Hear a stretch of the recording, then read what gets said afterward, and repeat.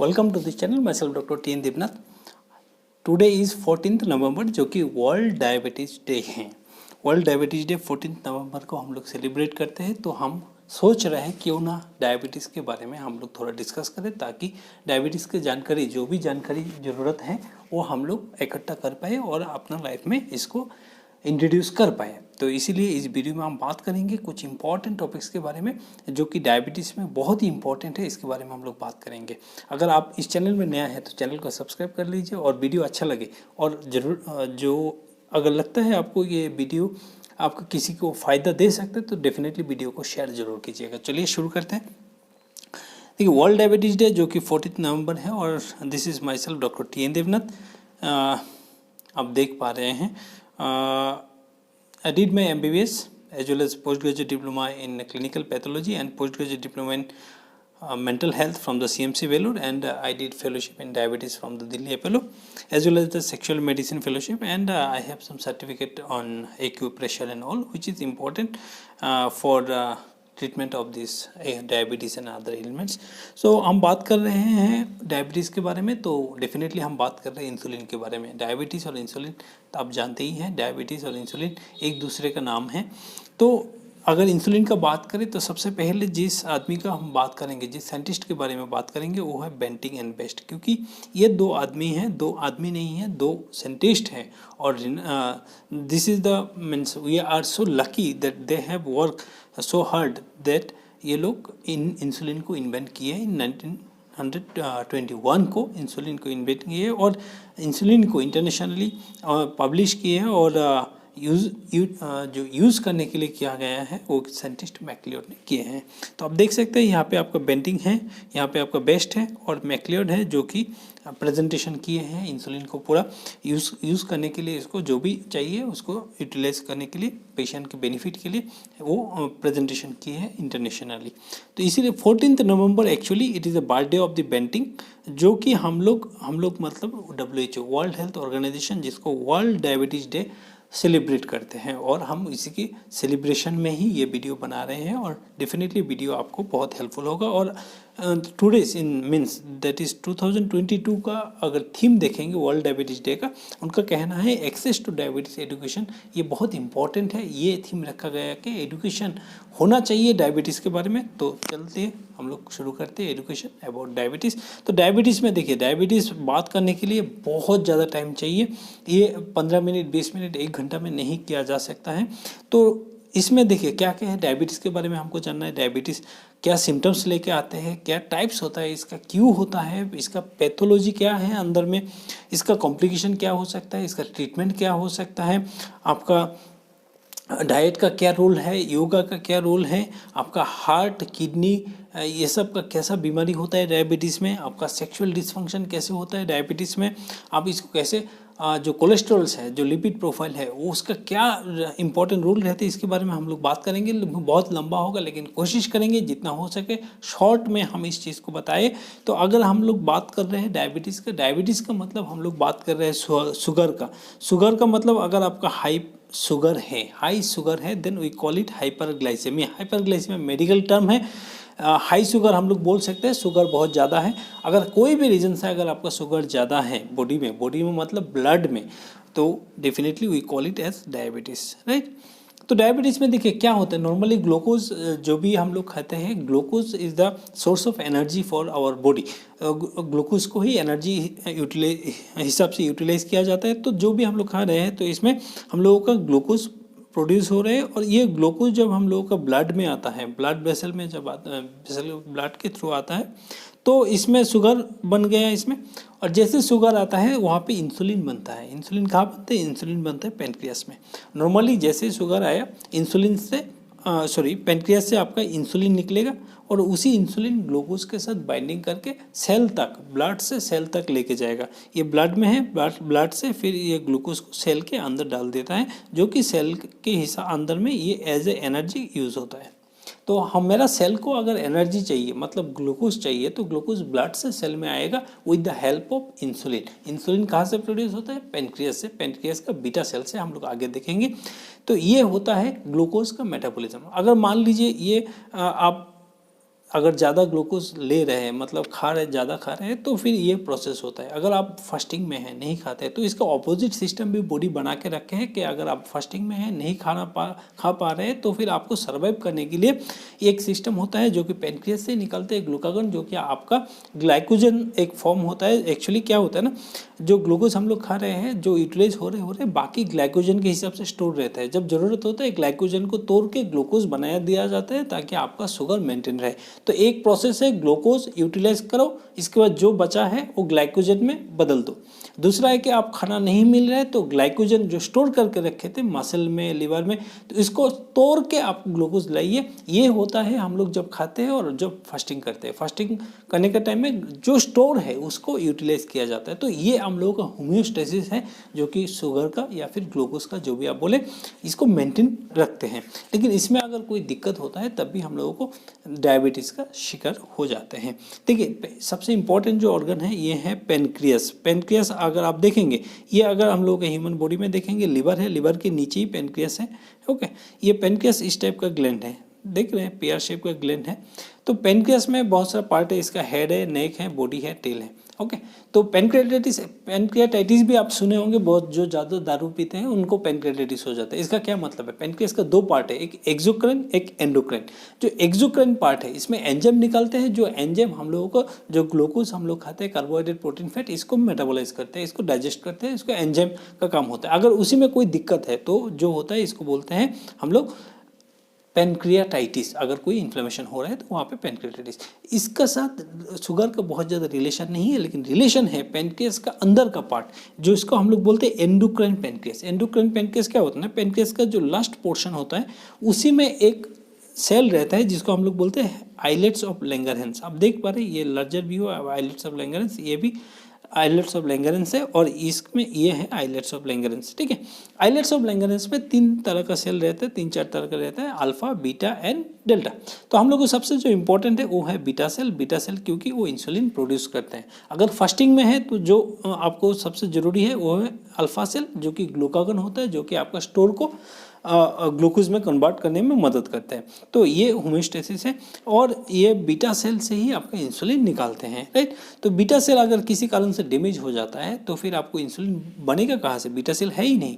तो beta cell किसी भी कारण से डैमेज हो सकता है, चाहे वो आपका अपना खुद का ही एंटीबॉडीज को डैमेज करे, जिसको हम लोग ऑटो इम्यून डिजीज बोलते हैं। अगर ऑटो इम्यून डिजीज के कारण से आपका बीटा सेल डैमेज हो जा रहा है और आपका इंसुलिन बिल्कुल बन नहीं पा रहे हैं, then we call it as type 1 diabetes. Okay, तो बात करेंगे टाइप 1 डायबिटीज और टाइप 2 डायबिटीज का, लेकिन इससे पहले हम बात करेंगे जो हम लोग आइलेट्स ऑफ लैंगरहैंस सेल देख रहे हैं, जहाँ पे एक्चुअली बीटा सेल है। इसका जो सेल है ना, अल्फा, बीटा, डेल्टा, इसमें 75% सेल है बीटा सेल, जो कि इंसुलिन प्रोड्यूस करता है और हम लोगों का शुगर को मेंटेन करते हैं। लेकिन ये जो है टोटल इंसुलिन 200 यूनिट प्रोड्यूस करते हैं, लेकिन पर डे जो सिक्रेशन होता है अराउंड 40 यूनिट के आसपास में सिक्रेट होता है। इसका मतलब है कि आपका बॉडी में पर डे में, एक दिन में 40 यूनिट्स आपका इंसुलिन निकालते हैं, और ये इंसुलिन आपका ग्लूकोज को मेटाबोलाइज करने में सक्षम है, सफिशिएंट है। अगर आपका जो पेनक्रियास का बीटा सेल है या फिर पेनक्रियास को काट के हटा दिया जाता है, चाहे वो आपका कैंसर हो गया, ट्यूमर हो गया, तो फिर आप जी सकते हैं, कोई दिक्कत नहीं है। सिर्फ आपको 40 यूनिट्स इंसुलिन बाहर से आपको इंजेक्शन लेना होगा, तो आपको सर्वाइव कर सकते हैं बिना पेनक्रियास के भी, ऐसा कोई दिक्कत नहीं है। ओके, अच्छा, उसमें इंपॉर्टेंट जो सेल है जो आइलेट्स ऑफ लैंगरहैंस, तो 1 मिलियन सेल्स रहता है, 1 मिलियन सेल्स रहते हैं, 10 लाख सेल्स रहते हैं। ओके, तो हम बात कर रहे थे, अगर पेनक्रियास का बीटा सेल डैमेज हो गया, इंसुलिन बिल्कुल नहीं है, तो टाइप 1 डायबिटीज़। अगर इंसुलिन है, लेकिन इंसुलिन को सेल तक जाने के लिए क्या होता है, कुछ रिसेप्टर का ज़रूरत होता है। अगर वो रिसेप्टर सेल में है लेकिन रिसेप्टर इंसेंसिटिव है, काम नहीं कर रहे, जिसको हम लोग बोलते हैं इंसुलिन रेजिस्टेंस हो गए हैं, तब ये जो ग्लूकोज है सेल के अंदर आ नहीं पाता है, और ये टाइम में जो डायबिटीज़ होता है इसको बोलते हैं type 2 diabetes. Type 1 and type 2 हमको जानना बहुत ज़रूरी है। सबसे इंपॉर्टेंट 90% जो है ना, ऑलमोस्ट आपका टाइप 2 डायबिटीज़ है, और 5% है टाइप 1 डायबिटीज़, और बाकी है आपका अदर्स डायबिटीज़, जो कि जानना बहुत ज़रूरी है, हम जानेंगे। लेकिन टाइप 2 डायबिटीज़ 90% है, अगर ये आप अच्छा से जान लेंगे तो बहुत हो जाएगा। देखिए, टाइप 1 डायबिटीज़ में टाइप 1 डायबिटीज़ में क्या होता है? टाइप 1 डायबिटीज़ में सबसे इंपॉर्टेंट है कि आपको बॉडी में एंटीबॉडी बनता है, एंटीबॉडी आपका बीटा सेल डैमेज कर देता है, आपका कोई इंसुलिन नहीं रहता है, और ये जो होता है ना अर्ली एज में हो जाता है, जिसका एज 25 साल से कम हो। एक्चुअली टाइप 1 डायबिटीज़ किसी भी एज में हो सकता है, लेकिन यूजुअली जो होता है 25 ईयर से कम में, 20 साल से कम में ही आपको दिखा जाएगा कि आपका इंसुलिन कम हो गया और आपका जो सिम्टम्स दिखाई देगा और आपको इंसुलिन देने का ज़रूरत होगा। इसमें और बहुत ज़्यादा कुछ नहीं कर सकते आप, इंसुलिन नहीं है तो इंसुलिन आपको देना होगा, राइट। ये होता है टाइप 1। टाइप 2 में क्या है? टाइप 2 में इंसुलिन आपका बॉडी में है, लेकिन इंसुलिन काम नहीं कर पा रहा है due to insulin resistance. Resistance क्यों होता है? कि रेजिस्टेंस होता है जब आपका मेटाबॉलिक सिंड्रोम होता है। मेटाबॉलिक सिंड्रोम क्या है? आप बहुत ज़्यादा खा रहे हैं, लिपिड खा रहे हैं, प्रोटीन खा रहे हैं, चिकन मीट सब खा रहे हैं, तो आपका बॉडी में क्या है ना, बहुत ज़्यादा स्टोर हो रहा है, फैट हो या फिर प्रोटीन हो, बहुत ज़्यादा स्टोर होते जाता है। तो इसमें क्या होता है, जो सेंट्रीपिटल ओबेसिटी, जो अराउंड द अम्बिलिकस, पेट में जो फैट रहता है वो बहुत खतरनाक होता है। इस फैट में क्या होता है, आपका एक रिसेप्टर एक्टिवेट हो जाता है जो कि बीटा 3 रिसेप्टर, और ये बीटा 3 रिसेप्टर आपका फैट को तोड़ देते हैं। तोड़ने के बाद आपका जो फ्री फैटी एसिड निकलते हैं ना, वो फ्री फैटी एसिड आपका लिवर में जाके आपको बहुत हद तक आपका शुगर बनाने में मदद कर देता है। मदद नहीं मीन्स एक्स्ट्रा शुगर बन रहा है, तो ये आपका शुगर ब्लड में आ जाता है और आपको दिक्कत हो जाता है। इसीलिए क्या है, आपका जो सेंट्रीपिटल ओबेसिटी है उसको कम करना बहुत ज़रूरी है, और अगर नहीं करेंगे तो धीरे धीरे ये इंसुलिन रेजिस्टेंस आपका होने लगेगा। तो टाइप 2 में आपको इंसुलिन रेजिस्टेंस बहुत इंपॉर्टेंट है। इसीलिए क्या होता है ना, एक पर्टिकुलर एज के बाद होता है, 25 ईयर्स के बाद, 34 ईयर्स, 50 ईयर्स में आपका टाइप 2 डायबिटीज़ दिखाई देते हैं। इसमें इंसुलिन रेजिस्टेंस होता है, इसमें इंसुलिन होता है लेकिन काम सही से नहीं कर पाते हैं, ये इसका दिक्कत है। तो टाइप 1 में इंसुलिन है ही नहीं, काम कहाँ से करेगा? टाइप 2 इंसुलिन है लेकिन बहुत हद तक, बहुत मात्रा में नहीं रहता है, लेकिन जो भी है वो काम नहीं कर पा रहे हैं। तो पहले क्या होगा, आपका इंसुलिन रेजिस्टेंस है, मान लीजिए जितने इंसुलिन निकलने वाला है इतना निकाले हैं, लेकिन बीटा सेल से सीक्रेट हुआ है, लेकिन वो अमाउंट जो इंसुलिन है, इंसुलिन काम नहीं कर पा रहा है, तो सेल को लगता है कि शुगर ही नहीं है, राइट। तो शुगर प्रोडक्शन भी ज़्यादा करते हैं और उधर इंसुलिन प्रोडक्शन को भी ज़्यादा करते हैं। तो इसीलिए टाइप 2 डायबिटीज जो पेशेंट होता है ना, इसके अगर इंसुलिन चेक करेंगे एट द अर्ली स्टेज, तो आप देखेंगे इंसुलिन का अमाउंट जो नॉर्मल होना चाहिए इससे ज़्यादा है। क्यों ज़्यादा है? क्योंकि वो काम नहीं कर पा रहे, इसलिए ज़्यादा प्रोड्यूस हो रहा है ताकि काम हो जाए। लेकिन एक टाइम के बाद क्या होता है, वो फेटिक हो जाता है, और कितना इंसुलिन निकलेगा, बीटा सेल धीरे धीरे उसमें भी डैमेज होने लगता है, तो आपका इंसुलिन का लेवल कम हो जाता है, खत्म नहीं होता है, कम हो जाता है। जो जैसे कम हो जाता है तो आपका शुगर का इम्बेलेंस आना शुरू हो जाता है। तो ये टाइप 2 डायबिटीज़ आपका यूजुअली आपको एक्यूट प्रेजेंटेशन नहीं मिलता है। टाइप 2 डायबिटीज़ में आपको पता ही नहीं चलता है कि आपका डायबिटीज़ है। मान लीजिए आपका कोई इन्फेक्शन है और इन्फेक्शन आपका हीलिंग नहीं हो रहा है, कोई कट हुआ है वो हील नहीं हो पा रहे हैं, जैसे जेनेटल इन्फेक्शन बहुत ज़्यादा हो रहा है, फंगल इन्फेक्शन ज़्यादा हो रहे हैं, तब जाके आपको जब टेस्ट करते हैं तब पता चलता है कि आपका शुगर बहुत ज़्यादा है। लेकिन टाइप 1 डायबिटीज़ में ऐसा नहीं होता है। टाइप 1 डायबिटीज़ में इंसुलिन नहीं है, आपका शुगर बहुत ज़्यादा हाई होता है और आप इमरजेंसी में लैंड अप होते हैं, जहाँ पे आपका ट्रीटमेंट किया जाता है और पता चलता है कि आपका टाइप 1 डायबिटीज़ है, इंसुलिन है ही नहीं, तो बाहर से आपको इंसुलिन दिया जाता है। तो ये बेसिक डिफरेंस है टाइप 1 और टाइप 2 में। लेकिन बात ये कि टाइप 1 और टाइप 2 के बीच में भी 2-3 टाइप का आपका जो डायबिटीज़ है वो देखने को मिल रहा है, जो कि एक्चुअली बहुत ज़्यादा important as a community level में नहीं है, लेकिन एक जानना जरूरी है कि क्योंकि बीच का जो डायबिटीज़ होता है ना, ये एक्चुअली लगता है टाइप 2, लेकिन अल्टीमेटली क्या है, टाइप 1 है। टाइप 1 और टाइप 2 में सबसे इंपॉर्टेंट क्या है ना, टाइप 1 में आपको इंसुलिन ही देना है। इंसुलिन देना है मतलब आपको सबक्यूटेनियस मतलब इंजेक्शन देना है, और टाइप 2 में हम लोगों को इंसुलिन बहुत लेट से शुरू होता है। आप जो ओरल मेडिसिन है, ओरल मेडिसिन आप दे सकते हैं। तो इसीलिए आपको ये डायग्नोज करना बहुत ज़रूरी है कि आपका टाइप 1 है या टाइप 2 है। टाइप 1 है तो आपको इंसुलिन देना है ऑन द डे फर्स्ट, लेकिन टाइप 2 है तो आपको ओरल मेडिसिन दे सकते हैं और आप बाद में जाके आपको इंसुलिन ऐड करना पड़ेगा। तो ये बेसिक डिफरेंस होता है। इसीलिए इसका बीच का जो डायबिटीज़ है, जिसको हम लोग 1.5 डायबिटीज़ बोलते हैं, 1 और 2, इसके बीच में जो है 1.5 डायबिटीज़ बोलते हैं, जिसमें आपको क्या करना होता है, ये डायग्नोसिस करना पड़ता है कि ये टाइप 1 में जा रहा है या टाइप 2 में जा रहा है। क्योंकि टाइप 1 में जा रहे हैं और आप ओरल मेडिकेशन दे रहे हैं, तो ओरल मेडिकेशन से उसको फ़ायदा होने वाला है नहीं ज़्यादा। अगर टाइप 2 है तो आप शुरू से इंसुलिन देने का इसका ज़रूरत नहीं है। तो इसीलिए इसको डायग्नोस करना बहुत ज़रूरी होता है। तो देखिए डायबिटीज़ का क्लासिफिकेशन अगर हम देखेंगे, टाइप 1A जो ऑटोइम्यून है, जो आपका सेल डिस्ट्रॉय कर रहे हैं, अगर कारण कोई पता नहीं है तो इसको इडियोपैथिक बोला जाता है। टाइप 2 है, हम लोग बात किए हैं, ओल्ड एज में होता है, इंसुलिन रेजिस्टेंस होता है, ओबीज होता है, मोटा लोग होते हैं, और इसका बीच में है 1.5 2 होता है, 1.5 केपीडी, 1.5 लाडा। लाडा का नाम आप बहुत सुने होंगे क्योंकि लाडा और टाइप 2 में बहुत कन्फ्यूजन होता है, और ऐसा भी बोला जाता है जो कि आदमी को टाइप 2 डायबिटीज़ बोला गया है, एक्चुअली वो बेसिकली लाडा है। लाडा मतलब क्या है कि टाइप 1 है। टाइप 1 मतलब है कि आपका एंटीबॉडी रहेगा बॉडी में क्योंकि वो डैमेज कर रहे हैं आपका। तो टाइप लाडा में अगर टाइप 2 अगर कोई डायग्नोसिस हुआ है, इसमें अगर आप टेस्ट करेंगे एंटीबॉडी अगर पॉजिटिव है तो डेफिनेटली ये गोइंग टू बी लाडा और टाइप 1 में धीरे धीरे वो आ जाएगा, मतलब टाइप 1 जैसा होगा। अगर एंटीबॉडी नहीं है और इंसुलिन रेजिस्टेंस है, जैसे मोटापा है, आपका हिर्सुटिज्म है लड़की में, तो ये सब चीज़ में क्या होता है, टाइप 2 है। इसमें हम लोगों को बहुत ध्यान रखना जरूरी है। और भी है टाइप 3 जो कि अल्जाइमर्स डिजीज, जो ब्रेन डायबिटीज़ बोलते हैं हम लोग, आपका पेनक्रियास से टाइप C होता है। और 3D जो होता है ये ड्रग इंड्यूस्ड होता है, बहुत सारा ड्रग है, उसको अगर हम लोग यूज़ करेंगे, जैसे स्टेटिन है जो लिपिड कम करने वाला ड्रग है, वो भी डायबिटीज़ करते हैं लॉन्ग रन। फिनाटोइन भी, जो कि फिनाटोइन क्या है, फिनाटोइन है एंटी एपिलेप्टिक ड्रग। एक्चुअली जब आपका बहुत एपिलेप्सी होता है तब हम लोग जो दवाई देते हैं, जो सीजर होता है, सीजर कंट्रोलिंग दवाई है, इससे भी ये हो सकता है।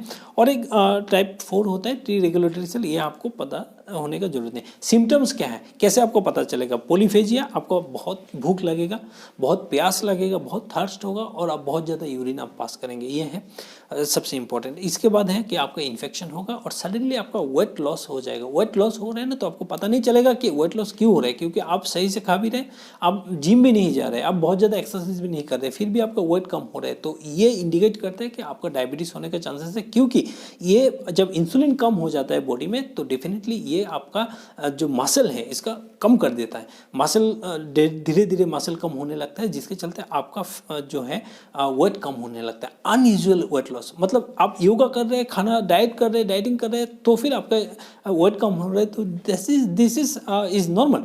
लेकिन आप कुछ नहीं कर रहे, खा भी रहे, बहुत ज़्यादा भी खा रहे हैं, फिर भी आपको वेट कम हो रहा है, तो ये एक इंडिकेशन है आपका डायबिटीज़ होने का। अगर बहुत ज़्यादा खा रहे हैं फिर भी आपको वेट कम हो रहा है, इसका और एक इंडिकेशन हो सकता है आपका थायराइड ज़्यादा है, हाइपरथायराइडिज्म है, ये भी हम लोगों को देखना होता है। इसीलिए आप खुद से डायग्नोसिस कुछ मत करें, आप जो कंसल्टेंट डॉक्टर है उनसे मिलिए और देखिए क्या होता है। देखिए डायबिटीज़ में क्या होता है, आगे जाके या फिर शुरू से बहुत सारा दिक्कत होता है। एक होता है देखिए आपको ब्लरिंग विजन, मतलब देखने में आपको दिक्कत होना, आपका हंग्री, भूख बहुत लगना, आपका नर्व में डैमेज होना, फिर आपका अनप्लेन्ड वेट लॉस होना, फीलिंग टायर्ड होना, आपका बहुत ज़्यादा थर्स्ट होना, आपका मूड चेंजेस होना, फ्रीक्वेंट यूरिनेशन होना, बार बार यूरिन पास करने जाना, तो ये सब सिम्टम्स है डायबिटीज़ का। वो अगर आप देखेंगे तो डेफिनेटली आपको समझना होगा कि आपको डायबिटीज़ है। तो ये एक्चुअली पैथोलॉजी क्या है, पैथोलॉजी लिवर, देखिए लिवर नॉर्मली क्या होता है, लिवर में स्टोर रहता है, जब आपको ज़रूरत होता है तब आपको ग्लूकोज प्रोडक्शन करके देता है। लेकिन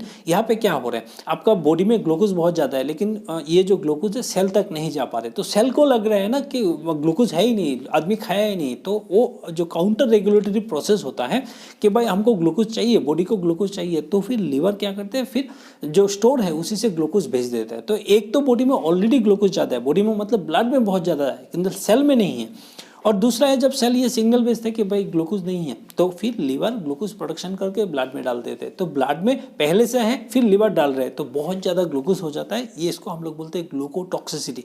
जो बहुत ज़्यादा ग्लूकोज हो जाता है ना, वो बीटा सेल को डैमेज कर देता है, पेनक्रियास का बीटा सेल को डैमेज करता है, तो इसको बोलते हैं ग्लूकोटॉक्सिसिटी। एंड लाइपोटॉक्सिसिटी, लिपिड भी अगर बहुत ज़्यादा आपका बॉडी में है तो लिपिड भी सेल को डैमेज करता है, जिसको हम लोग बोलते हैं लिपिडोटॉक्सिसिटी या ग्लूकोटॉक्सिसिटी, जो है दोनों मिल के डायबिटीज़ को अंजाम देते हैं। तो ये तो है मसल में है, मसल अगर यूटिलाइज नहीं कर रहा है तो फिर दिक्कत है। इसमें कुछ प्रोसेस होते हैं जिसके थ्रू मसल को इसको यूटिलाइज करना होता है। अगर मसल यूटिलाइज नहीं करे तो मसल ब्रेकडाउन हो जाता है, जिसके लिए आपका वेट लॉस वगैरह भी होता है। पेनक्रियास, आपका बीटा सेल जो है इंसुलिन प्रोडक्शन नहीं करते। इसके बाद आपका है फैट सेल, जो एडिपोस्टेटिस, जो सेंट्रीपिटल ओबेसिटी, जो अम्बिलिस के सामने जो फैट है ना, वो एक्चुअली फ्री फैटी एसिड बना के आपका पूरा बॉडी में के जो मैकेनिज्म है ना, इसको डिस्टर्ब कर देते हैं, टोटली डिस्टर्ब कर देते हैं। फ्री फैटी एसिड होता है, फ्री फैटी एसिड लिवर में जाता है, लिवर फिर फिर इसी से ग्लूकोज बनाना शुरू करते हैं। तो ये सब जो प्रोसेस है ना, आपका ग्लूकोज बहुत ज़्यादा इंक्रीज हो जाता है। पेनक्रियास से और एक हार्मोन हम लोग निकाले थे, तो ग्लूकागोन। हम लोग बोले थे अगर शुगर कम है, नहीं खा रहे हैं, तो ग्लूकागोन कम आता है। ग्लूकागोन आपका ग्लूकोज को इंक्रीज करते हैं, लेकिन यहाँ पे क्या है, रॉन्गली आपका ग्लूकागोन को भी एक्टिवेट किया जाता है, तो आपका ग्लूकोज और ज़्यादा हो जाता है। इसमें किडनी में भी एक इंपॉर्टेंट है जिसको SGLT2 रिसेप्टर कहता है, इसके बारे में हम लोग बात करेंगे। वो भी आपका शुगर को इंक्रीज करने में मदद करता है। और एक है GIT बहुत इंपॉर्टेंट है। ये समझने की बात है कि देखिए ना, अगर आप ग्लूकोज ओरल खा रहे हैं, मुंह में आप खा रहे हैं, तो देखा इंसुलिन बहुत ज़्यादा इंक्रीज होता है। क्यों होता है पता नहीं, तब जाके पता चला कि बॉडी में कुछ ऐसा सिस्टम है जो GIT में, कि अगर आप ओरली ग्लूकोज लेते हैं तो वहाँ से कुछ एम्पलीफाई होता है इंसुलिन सिक्रेशन को, जिसको हम लोग बोलते हैं GLP एंड GIP। इसका मेडिकली बहुत इंपॉर्टेंट है। मैनेजमेंट जब हम लोग करेंगे ना, इसमें बहुत इंपॉर्टेंट रोल है। SGLT2 जो किडनी का हम बात कर रहे हैं, और GLP एंड GIP जो हम GIT के बारे में हम बात कर रहे हैं, ये बहुत इंपॉर्टेंट है। इसको हम लोग कंसीडर करेंगे जब हम लोग मैनेजमेंट के बारे में बात करेंगे। लेकिन फिलहाल बात कर रहे हैं हम लोग इसका क्या क्या रीज़न हो सकते हैं। डोपामिन आपका कम होना, या फिर विटामिन D कम होना। इसीलिए जो भी डायबिटिक पेशेंट होगा, इसको विटामिन D चेक करना बहुत जरूरी होता है। Serotonin, iron overload in the beta cell.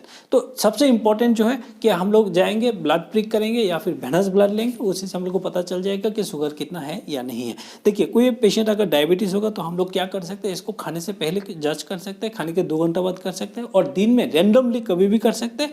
और एक चीज़ इंपॉर्टेंट है जो कि HbA1c हम लोग सब जानते हैं, बहुत इंपॉर्टेंट है, मार्कर है, जिसके चलते हम लोग पता चलता है कि इसका शुगर का मैनेजमेंट कैसा हो रहा है, या फिर पिछले 2-3 महीना में क्या मैनेजमेंट इसका हो रहा था, या फिर कितना लेवल था।